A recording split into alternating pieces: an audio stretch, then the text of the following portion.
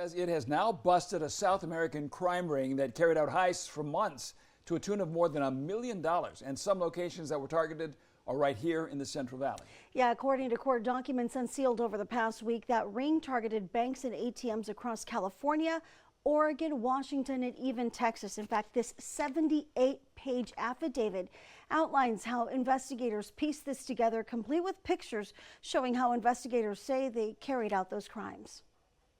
This recently unsealed affidavit says a crew of at least 10 people from Chile, Peru, and Venezuela, identified as the South American Theft Crew, or SATC, carried out heists relying on a combination of underground car rentals, AirBNBs, power tools, and dark-colored spray paint to steal over $1 million. The FBI says it didn't learn about the SATC until June, when the crew tried to break into an ATM in Merced, but it later linked it to other cases carried out in a similar fashion: forced entry, COVID-style masks, construction vests, and equipment including signal jammers and blowtorches. Among the break-ins, May 5th at a Wells Fargo ATM in Northwest Fresno, where more than $80,000 were stolen. June 21st in Clovis, at an EECU ATM kiosk, police say between $150,000 to $200,000 had been stolen from each of the two machines at that site. In July, the FBI believes the same crew tried to burglarize an ATM in Northwest Fresno.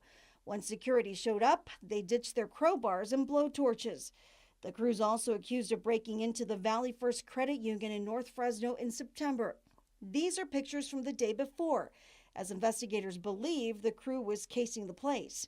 While they couldn't get into that machine, they did drive over to the Fresno State campus, where EECU estimates the crew stole at least $20,000 from an ATM there. According to the affidavit, this woman, named Maite Celis, would rent AirBNBs in Bakersfield, Tulare, Turlock, and near the California-Oregon border. Pictures show the crew rolling in large bags and containers, which the FBI says match those used in the heists. The crew relied on a club promoter out of Southern California to rent an SUV, which the FBI says turned out to be stolen. But it had an Apple AirTag, which helped trace the crew's moves. Oftentimes, crew members would split up, some to distract workers while another cased the place for cameras, which it would later spray paint black to avoid detection.